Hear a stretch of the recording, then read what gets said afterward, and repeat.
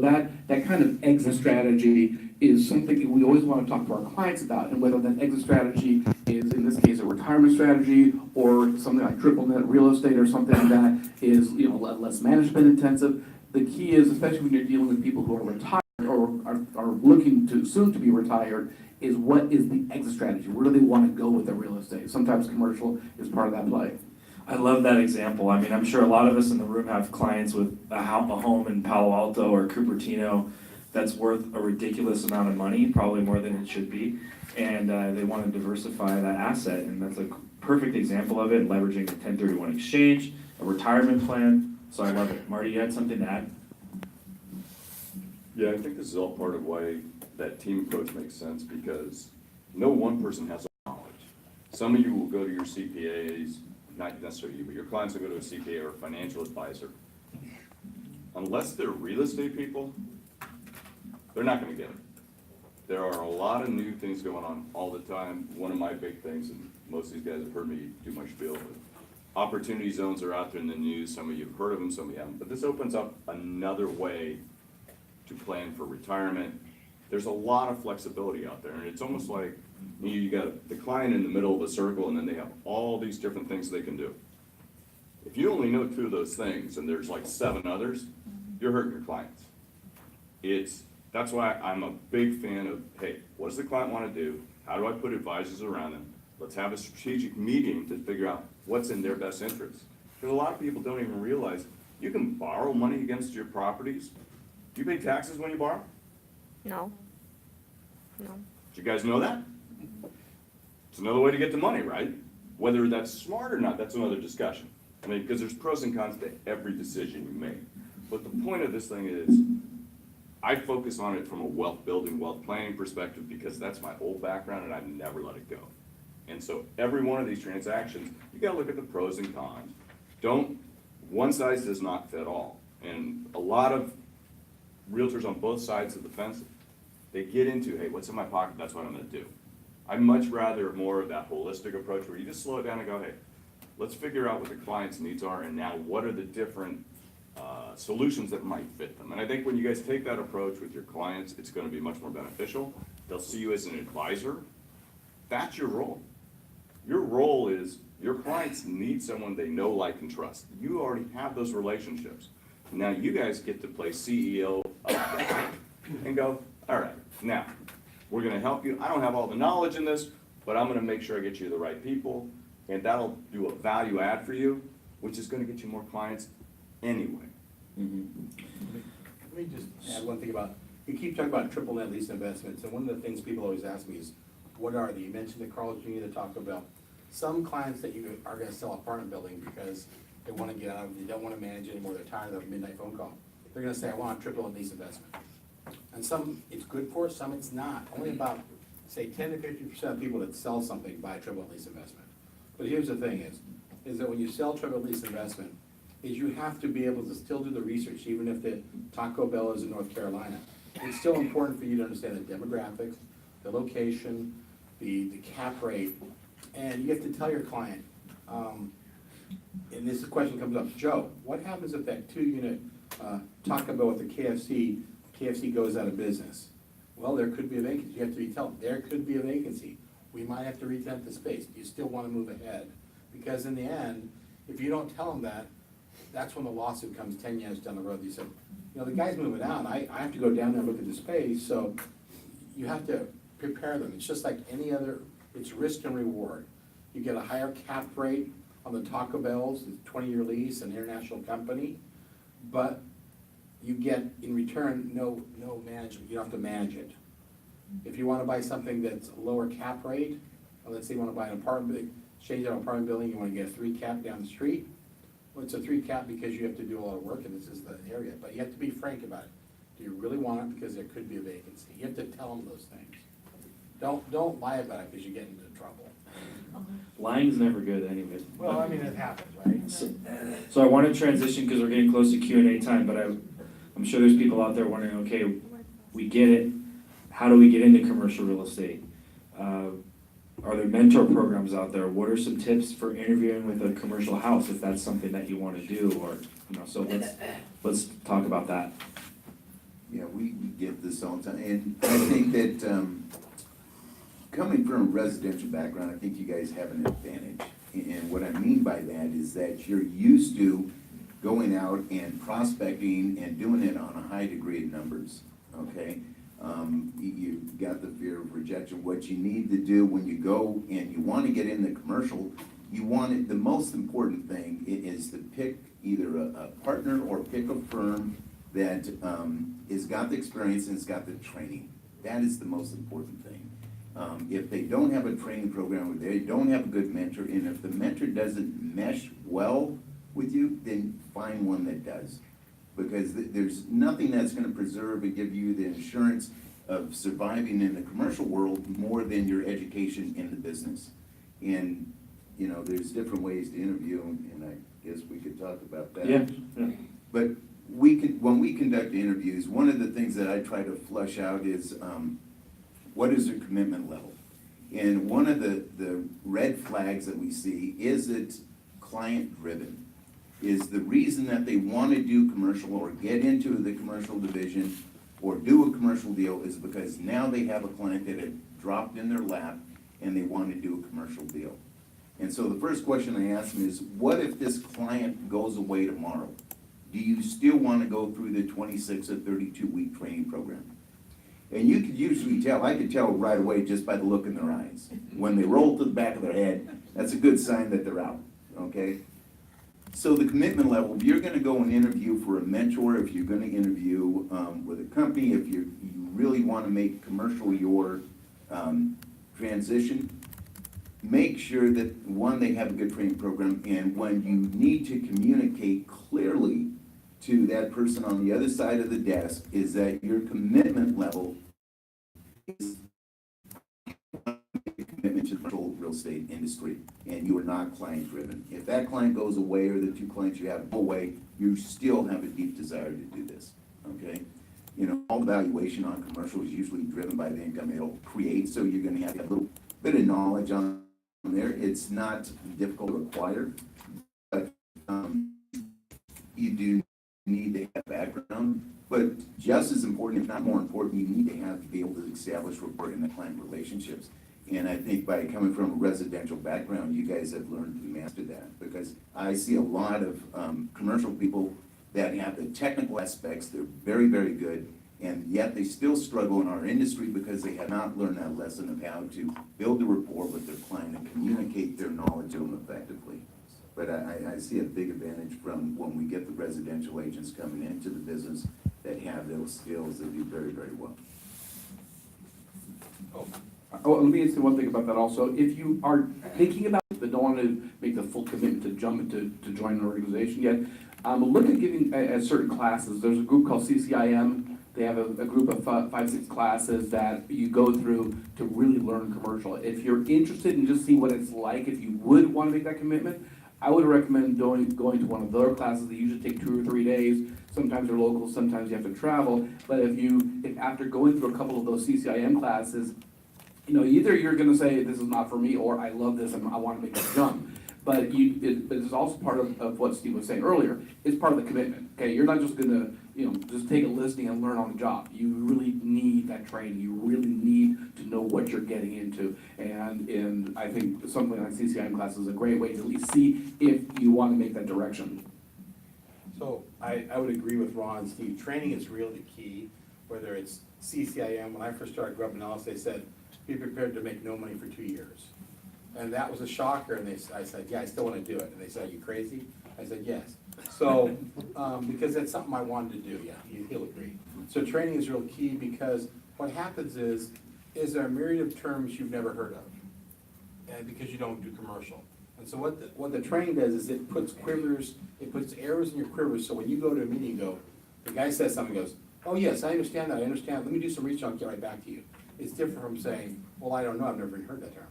You know, as long as you want to become aware of the different terms and where they can, for example, if machine shop says, I need 600 amps at 240, but if you have a 480 service, I can do a step-down transformer, right? Oh, that's right.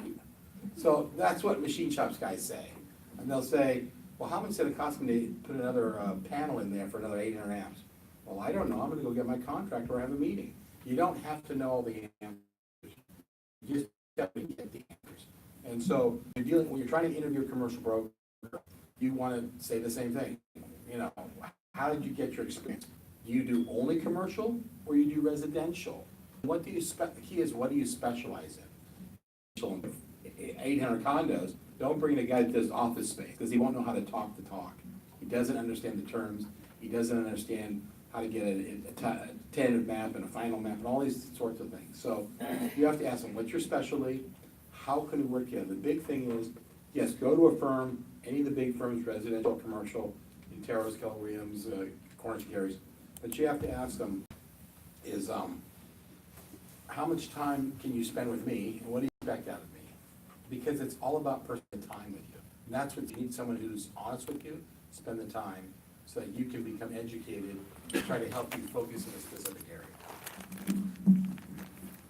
You touched on something that just kind of struck a chord, and we've had these meetings before, if you guys have been here, and a lot of this may be repetitive, so my apologies, but I think when you're looking at transition, the key is figuring out what your strengths are, such that if you go and interview someone at a firm that you say, hey, this is a potential partner, hopefully you have strengths which complement their weaknesses. Because if you guys can bring something to the table, now they have a reason to want to help you. If you don't bring anything to the table, then if you think about it, it's like anything else. Why should they help you? Right? So know your own skill set. It's really important. And if you don't know your own skill set, talk to your clients that think you're wonderful. Ask them. I mean, I'm serious with this. You are the CEO of you. So if you don't know, go to your board members. Who are your board members? All these people that are referring you right and left. They'll tell you what you're good at. And then once you know that, then you ask some of your, we'll just call virtual business partners, whatever, and just say, look, here's my strengths. I want to get into commercial. Who do you suggest I talk to and why? And listen. Pay attention to what everybody's telling you. Eventually, you'll start to see a pattern. And then you'll say, you know, Rachel Jones, Rachel's Steve's daughter, but not with that last name, sorry, but Rachel Jones over at XYZ Brokerage, and you would be an awesome fit. And that's what you're looking for. And if you can do that, and by the two of you combining, you've now created, they're gonna get more business, and you're gonna learn, and you're gonna get paid, I think that's nirvana. And we have professionals on the SCORE website, commercial website, which we're building out to, we're adding more people on. So you can always check that out and see if someone's a fit, or reach out to me, and I'm happy to facilitate that. We're gonna network after the panel, and you can reach out to these panelists as well, so, yeah. When you go to do this interview, a couple of things I'd strongly suggest is, one, that you pick an asset type that you initially want to master in. That is one of the first things an interviewer is going to ask you, is what sort of asset type in commercial are you driven to, or do you want to specialize in? You don't have to have the knowledge in it, but you do need to pick one. The worst thing you could do at this interview is saying, I want to do all kinds of commercial. The interviewer is just gonna roll back, their eyes will go in the back of their head, and they'll look at their watch as to it's timeout, okay? The other thing is the other question that will be asked you is, what have you done to expand your knowledge in the commercial real estate field? What courses have you taken? Now, we all have to take 45 units every 4 years. I think that's still right? Look at the commercial classes being offered. Because if you could take those, whether it's being a property manager, getting a certification as a property manager, take these courses, put this down on your resume as that these are the courses I've taken. Commercial 101, whatever it is.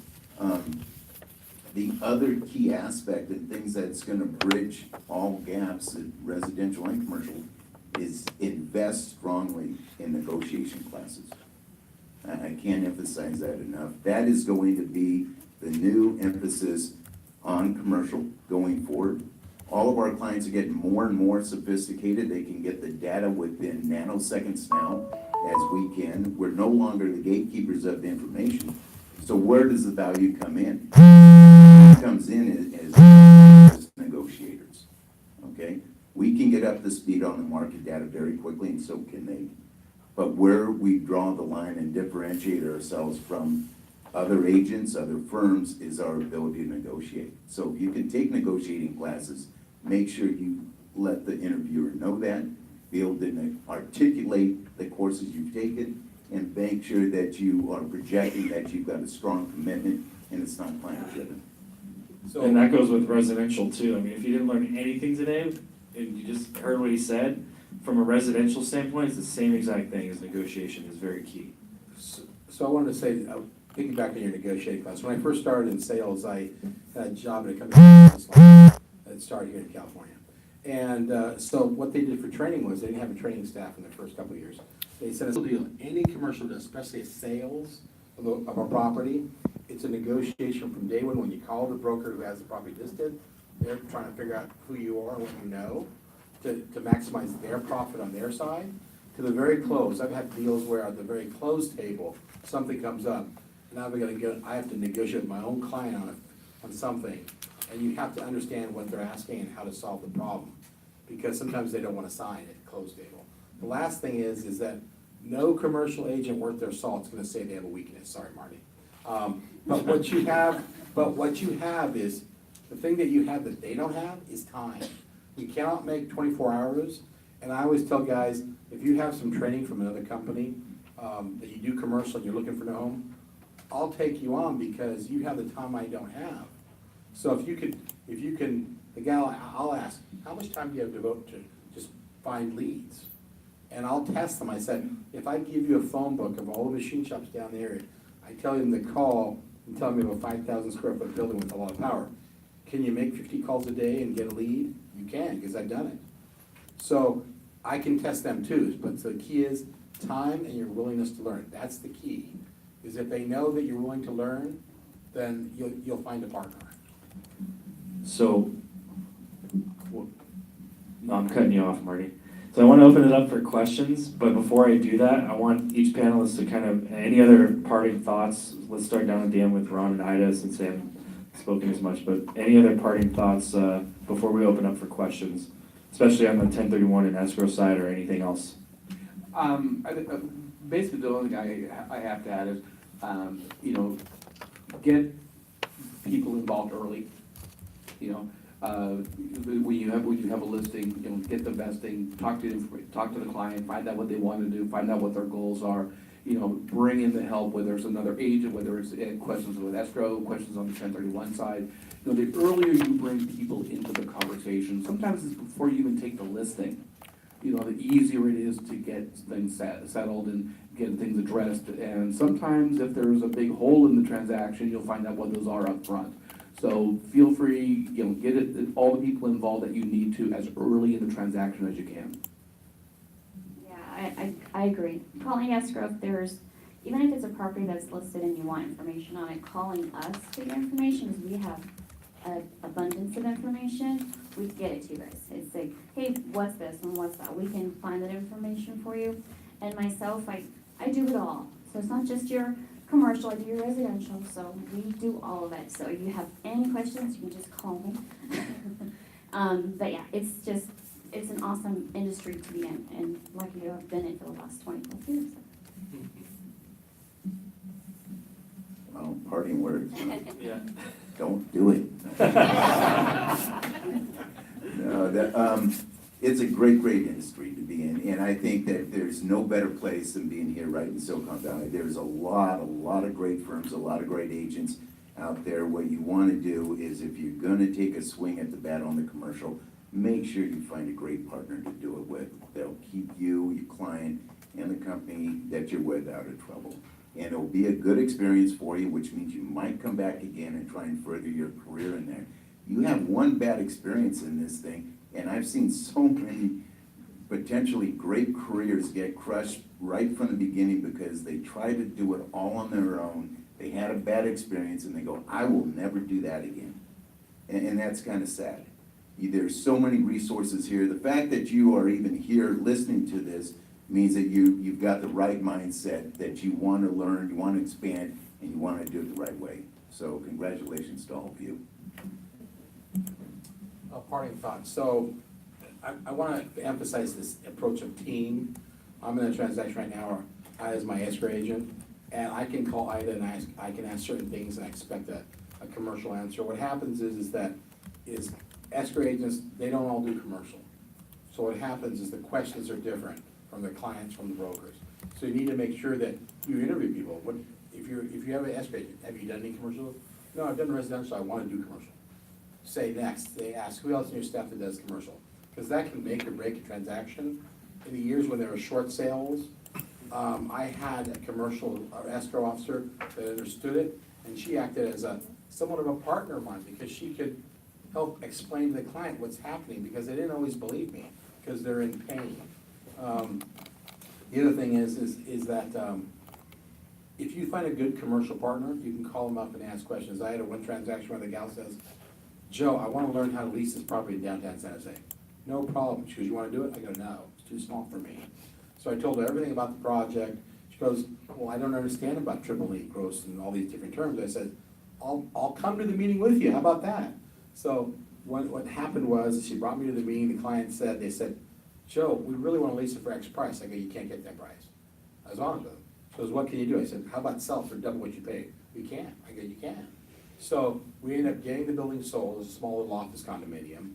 The gal who referred it to me, she then ended up getting a listing for the client who was listing a property in the like a $2 million range to sell at home. She said, Joe, if you didn't do that deal and I messed it up, they wouldn't have given me a listing for the other property. So it's a team. We can help you even get listings, because the people that own businesses, at some point in time, they're gonna buy or sell or lease real estate. And if you ask them, what business are you in, you can then ask them, do you own your own building? Do you wanna buy your own building? Are you expanding? That's your perfect time to come and say, I've got a commercial team, can we come visit you? To try to plan for the future. The guys who like you, they'll meet with you. The guys that don't know you, they don't, but you already have resources at your beck and call. And you can go to your Rolodex and you can literally call each one and ask them, are you doing anything commercial-wise? I've got this new commercial team, can I come visit you? If they done business, they'll meet with you. Since I got cut off before, Yeah. my feelings were greatly hurt. All right. I think one of the things I'd ask you guys to just think about is, I mean, this is simple math. If you guys don't know what you're doing, you're working with a client, they have something they want to go buy for $10 million. You don't know what you're doing. How much do you guys make on that? 0. Great. If you refer to somebody who knows what they're doing, and they actually make that sale for $10 million, what do you think you guys might get out of that? Referral? Okay, you leave the room. You are always a problem child. You will never change. All right. But no, this is why you do it. I mean, making something is far better than nothing, greedy person that you are. Just be aware, think it through, and like Joe just said, you might get other surprises. Once you start doing this and you start seeing it from your client's perspective and doing what's in their best interest, more deals will flow. The other thing I wanted to say, there are other members of the committee here in the audience. Yes, sir. I was gonna bring that up. So Rob Silva is also on the committee. He's that good-looking guy back there. Oh, no, you're next to the good-looking guy, sorry. Boom. And then Steve Bianchi over here is also on the committee. Steve's out of, you do a lot of stuff up in San Mateo County, et cetera. So that was my Thank you. other Good- point. Good job, Marty. Thank you, Dan. Can I add one small last thing? One small. Okay, so talk about everybody wants to know what they can make. I'm gonna give you a real life example.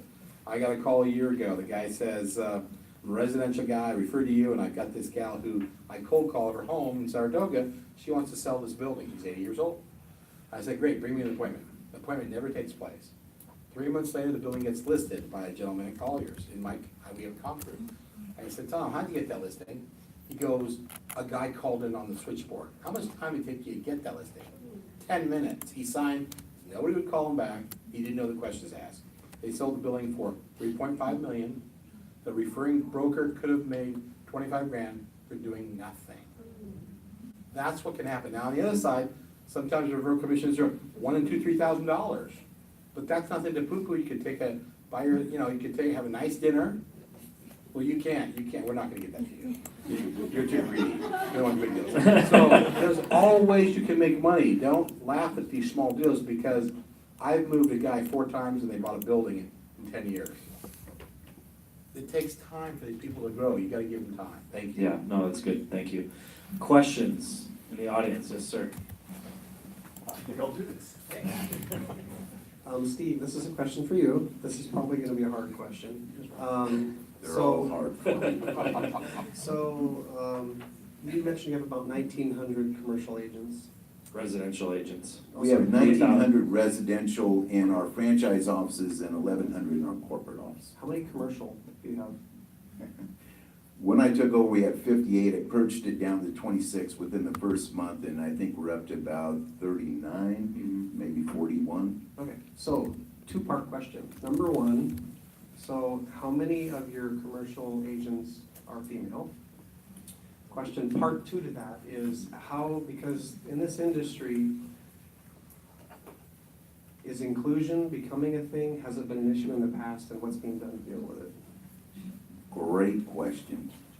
Matter of fact, I have 2 members, maybe 3. How many members on our commercial team are here? I know Katrina's here, we have me, we have Alan, but as far as, oh, yeah, yes. And that's in our division, so I would have to say that we are probably more stacked than any other conventional house with ladies. And I deliberately do that because I think this is the best opportunity for well-educated, well-articulated women to get into commercial industry than any other place on the globe. Because in Silicon Valley, we have more women reaching higher levels of management and decision-making than any other place on the planet. And they gravitate to other well-educated, well-articulated ladies that know what they're doing. And I would have to say that we are probably, we've got at least 7 or 8, maybe more in our division right now that are really, really doing well. Thank you. Hey, Mike. First of all, I'd like to thank you guys, all you, except for Marty. I don't like Marty. The rest of you guys I do like. I'll tell you, I wasn't hesitant about coming today because I'm going, what value am I going to get out of this? And, I actually learned a lot. I learned, number 1, that I don't want to do commercial. So thank you. I'm just curious. I guess the question I have is, what is the failure rate on I call them new agents in commercial? Now, I know in real estate, it's 60 to 80% of the agents fail first year. What is it in commercial? Can I take that? Yeah. Okay. Pardon me, right? I'm gonna take this. Sure. You can call that, I began commercial and call that, and my experience that So everybody can hear you. You didn't want to give it up. if you really want to do it, you could do it. But like Steve and we'll call that Marty and we'll call that Ron and I, it's a long road and it's not a easy road.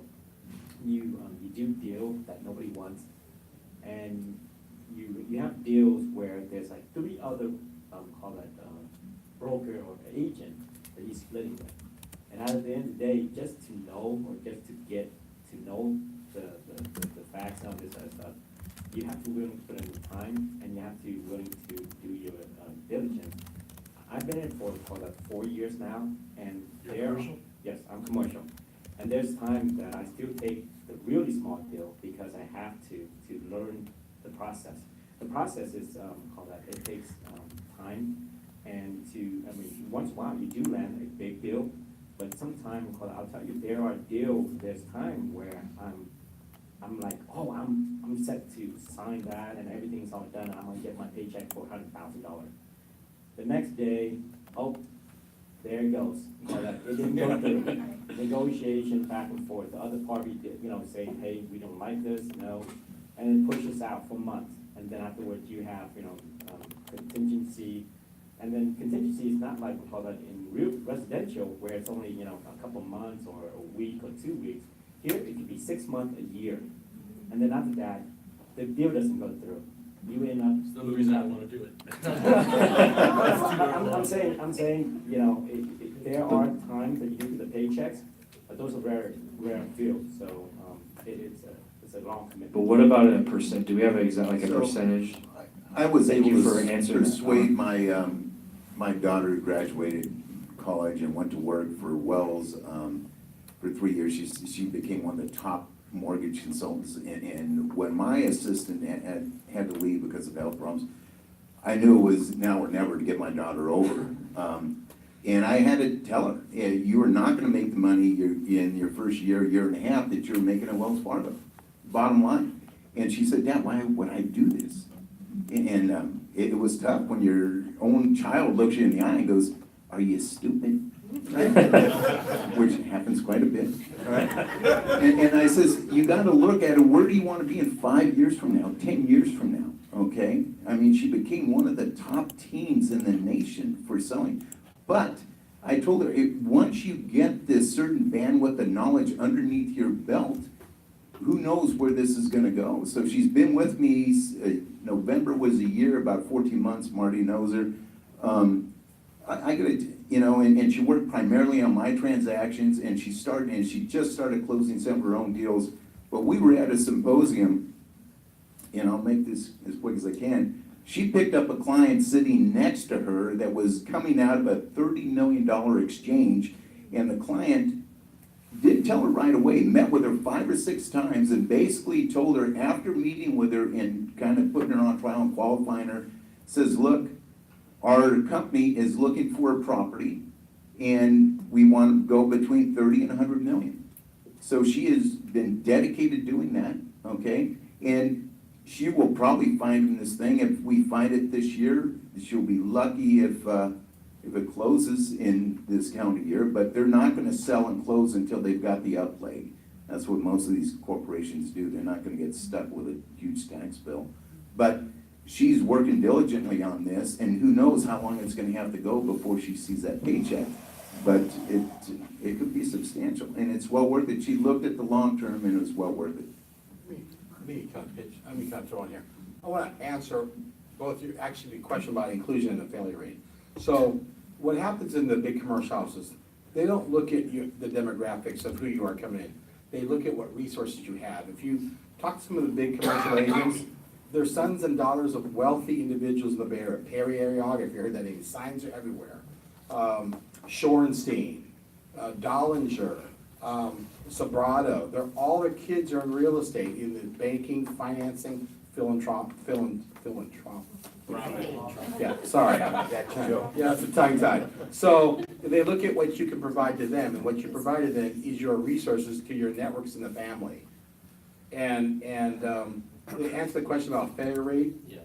So I don't care who you work with, if you don't, whether it's residential, commercial, if you don't have a partner, your failure rate is 100%. 100%. Because even if you cold call, my first year, I had a mentor, but his design was to try to fail me. He was sadistic. So he told me to cold call every building in Shoreline in 1998. I cold call every building. Did I get one transaction? No. Did I know where the opportunities were? Yes. My second year out, I was gonna quit, and a couple of guys in the office saw that I was floundering. They said, I'll give you all the crap we don't want. I took it. And they partnered with me on these deals. I did all the work. They made half the fee, because we're in companies, you can share that way. But, and they were my mentors. I had 2 or 3 of them. In 2000, I did 45 deals. Most of them were leasing. But guess what? The lease contract that we use AR, the 20-page AR contract for 1,000 square foot deal is the same one for 100,000 square feet. So you have to understand the terminology. You have to get a partner. Without a partner, you will fail. And even if you have a partner, let's say you've done 50 deals, let's say it takes you 5 years. After that, it's still 50%. The other 50% is the reason why you fail, because you don't want to do it anymore. Once you have the transactions under your belt, it's all about your motivation to continue. Thank you. Questions? So what is the percentage as far as commission is concerned on that commercial? Well, are you talking about listing commissions? Yes, listing, yes. So here's the thing. We do it the same way you do, okay? And we're not trying to collude on commissions, but everybody out there always tries to do 6%, right? Right. And you go and listing try 6%. It's downhill from there. I'll give you an example. If you were gonna do if we're gonna build this, the San Antonio Center and the Carmel Partners owns this big property and they say, you know, bring me another deal like this, we'll pay you 1% on a $200 million deal. If you guys get a 5,000 square foot industrial building in Santa Clara, chances are, if he's really desperate to sell, he'll let you do a 6%, and you split it with the procuring side, the guy that brings you the client, or you double it if you do both sides. But chances are, they are so educated, they see the things about Redfin does a 1% listing. They're gonna come down and say, 6%? Look at the stack of cards. I can get 10 guys more qualified than you, and they'll all do 3%. So here's the question. I say, then fine, get them. They can't do the job that I can do, and this is why. Because your property has this is how I can sell it at a higher property. Your property doesn't have that, this is the use I can do. You know, this, so you have to understand the product to get, they're all gonna negotiate down, and I get it every time, and you've gotta tell them why you're gonna do better than the next guy to retain a higher rate. So how about on the selling point, on the selling agent? So I asked, the majority of the commission is not a LoopNet. So here I am as a selling agent, and I asked you, what's the commission split? So honestly, Yes. talking very honestly here, is that once you make contact with that listing broker, and I said this earlier, they are gonna qualify you. Are you a commercial? Do you speak the jargon? Do they understand? What's the likelihood of this deal going through? And I'll be, most of them, if they sense that you don't have the experience and that you're not a 100% commercial, they won't cooperate with you at all. They'll simply say your buyer needs to pay you. That happens all the time. It happened with our whole division for about a year and a half till we were able to turn the corner with them. And once we started getting listings and they wanted we get back to them, that's when things started to change. So, to kind of just add, I've actually said that to people, is the buyer's gonna pay you. And I did it for a reason, because their buyer called me 10 times first, before their broker called me, because the broker didn't know the questions. So, commercial agents, when you call, they're looking for the words you use. And if it's a 6% commission, they might say, I'll pay you 1.5. Now, I can call a guy and say, I'm gonna call his partner right now. Hey, what's the commission? Oh, you get 3%, Joe. Well, damn it, Tom told me, oh, don't worry about Tom. So, because we know each other, I can call people, I can call them down right there and saying, you're full of BS, I know it's this, can you please pay me that? He goes, all right, I'll pay you. So it's a negotiation. The reason why it's on LoopNet is they don't have to put it on LoopNet. They're not governed by the MLS. Yeah, and this goes back to a little what you said earlier, how commercials is like the Wild West, because there is no code of ethics, there's no governing body. So that's what, you know, you can kind of do what you want. You can, Yeah, because my first experience in selling the commercial building is first when I talked to the listing agent, he says, I said, what's the commission split? It says, 3%. And then once I got the buyer and ready to go, all of a sudden he changed, it's 2.5% when you got the contract, and it's 2.5%. So I don't, yeah. Well, that's an easy one. I do this all the time. As soon as they say it's 3%, I send them an email saying, thank you, Mark. But I'd really like to do a deal with you, and I'm encouraged by this, and 3% is great for me. And then you have them, and I've had that happen. The guys say, Joe, I told you 2.5. No, you didn't, 3%. They back off. So commercials all about documentation, because people are always trying to eat your lunch, and the property, if the transaction goes bad, they're out to sue you. So you have to document everything. you don't want to get your lunch eaten. Yeah. Yeah. This Oh. question is coming from a residential agent. As a residential agent, so we have a lot of people who are equity rich on their primary home. So, and some of them have a second home, which they could convert to their primary home later. So how do they apply this for That's a Ron question. exchange? Ron? Yes.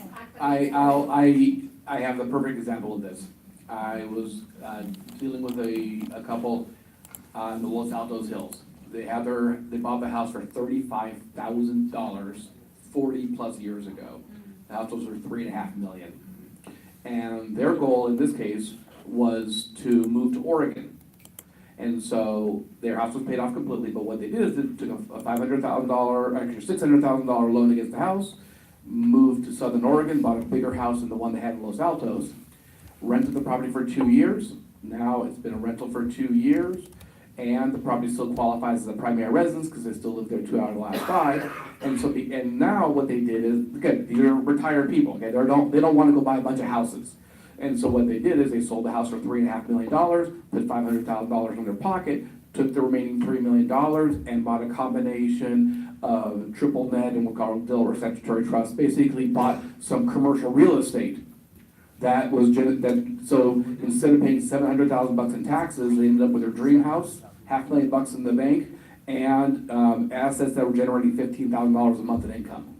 So the idea of the clients like yours who are retired, who have that huge equity, converting the property, commercial real estate is a perfect way for them to, a perfect exit strategy for them to get into. So that's the only way to defer the capital gain, is to No. convert it to commercial? No.